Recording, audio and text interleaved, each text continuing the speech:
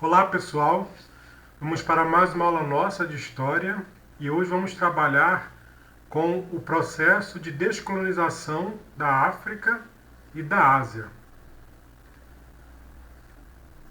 Esse processo de descolonização ou de independência da África e da Ásia, ele se dá sobretudo no âmbito do final da Segunda Guerra Mundial.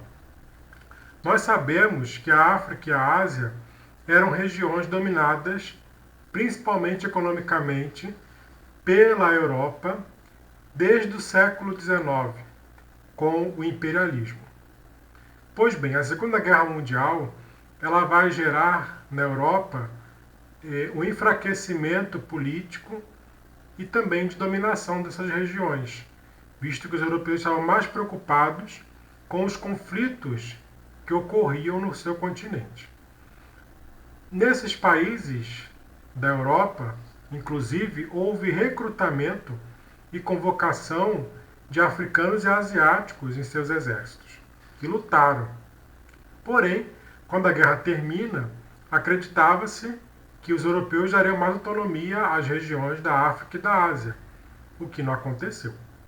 Nesse contexto também, começa a se questionar a dominação tanto imperialista da Europa sobre a África e a Ásia, como também a questão do racismo, porque grande parte dos conflitos que houveram na Europa, e pensar sobretudo no nazismo, foi em decorrência do racismo. Aqui nós temos algumas figuras muito importantes nesse processo, que são alguns pensadores, sobretudo negros, que são estadunidenses.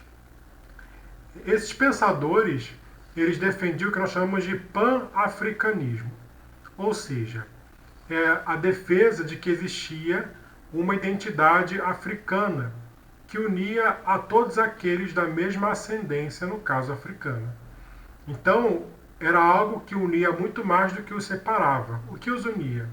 Obviamente, a dominação e a opressão dos brancos sobre os negros. Nesse contexto também, existiu a influência Estados Unidos e União Soviética, em decorrência da Guerra Fria. Essas duas potências tentaram cooptar os movimentos de independência da África e da Ásia para garantir áreas de influência, fosse capitalista ou socialista. Essas figuras aqui, por exemplo, são Martin Luther King, Malcolm X, que também era um pensador sobre a questão do africano, e Du Bois, que era também um outro pensador. Aqui é um mapa desse processo de independência da África e da Ásia. Aqui nós vemos à esquerda, por exemplo, os países que foram sendo formados nos anos de 1941, 50 e por aí vai. Então, aqui eram regiões outrora dominadas pelas potências europeias. E, do lado direito, são os países que foram formados com as independências, sobretudo da África. Porém, a independência ela não encerra os problemas que houveram naquele continente que ainda existem. A independência ela garante autonomia política, porém, esses países que são criados, eles herdam as fronteiras artificiais, ou seja, fronteiras criadas pelos europeus na época na Conferência de Berlim, em que eles dividiram a África como eles bem entenderam, sem respeitar as peculiaridades que haviam naquelas regiões, entre os povos, entre as etnias. E aí, por isso, começam a ocorrer vários conflitos étnicos dentro dos países recém-criados e também guerras civis entre vários grupos que disputavam o poder.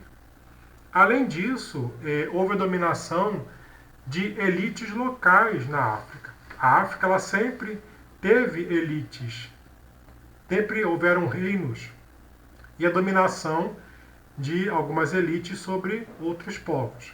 Isso não mudou com a independência. E, inclusive, se desdobrou para a criação de ditaduras na África. existem vários países africanos hoje em dia que são governados por ditaduras que oprimem o povo e exploram e concentram riquezas também. O caso da África do Sul é um caso muito emblemático e muito famoso, porque a independência ela foi conquistada por uma minoria branca que colonizava a África do Sul, que eram os Boers. Porém, essa minoria branca ela vai assumir o controle político da África do Sul e vai criar um sistema de segregação chamado apartheid. O apartheid nada mais era do que leis que segregavam, separavam os brancos, no caso, dos negros, chamados de africanos. Então, o apartheid, por exemplo, ele estabelecia que era proibida a união entre negros e brancos. Não havia, por exemplo, escolas em que pudessem estudar negros com brancos. Existiam escolas separadas, existiam bairros separados, até mesmo bancos separados e por aí vai. Inclusive na praia tinha espaços separados para negros e brancos. E o que tem que se destacar, inclusive, é que os negros não tinham direito ao voto. Só era permitido o voto aos brancos. Diante disso, começou a haver um questionamento, uma contestação desse regime de apartheid por parte dos negros na África do Sul. E aí foi criado o Conselho Nacional Africano, que era liderado por Nelson Mandela.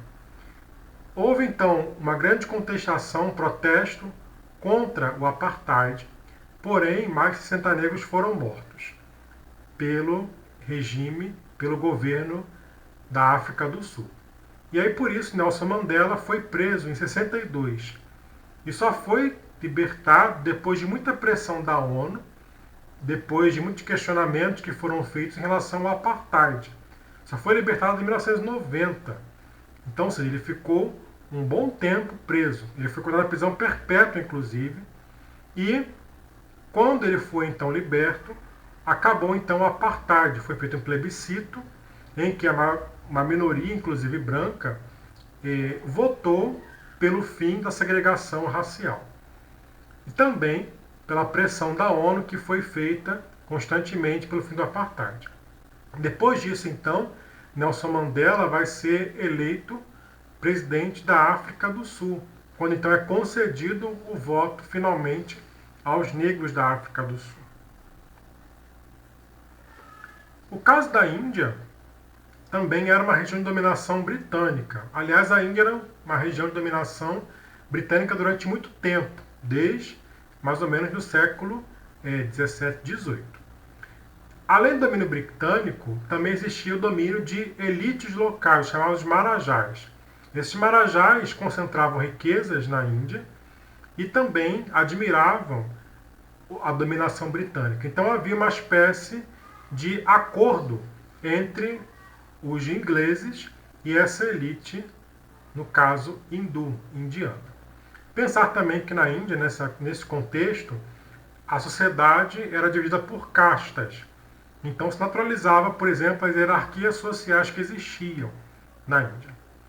Porém, o que acontece na Índia é que vai haver uma formação de uma elite de intelectuais hindus que vão estudar na Inglaterra.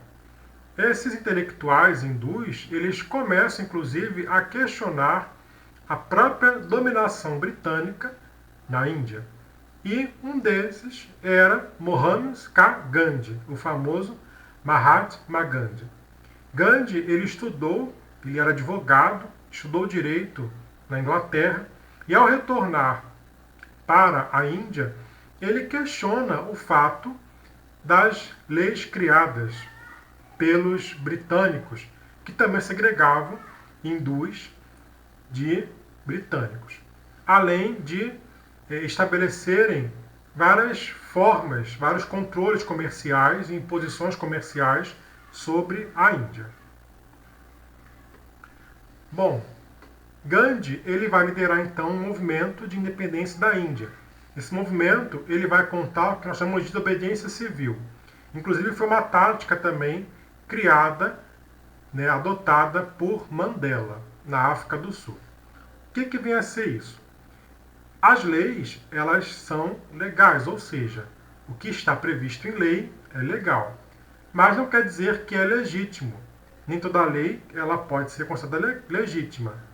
Ou seja, ela não foi feita, às vezes pensada, pela maioria, pelo bem da maioria. E aí, por isso, Gandhi propunha a desobedecer essas leis que ele e a população consideravam, portanto, ilegítimas, porque feriam as liberdades de todos e os interesses da maioria. E também Gandhi defendia a não violência, ou seja, não reagir com violência à opressão britânica. Pensar que Gandhi foi preso várias vezes por desobedecer às leis britânicas.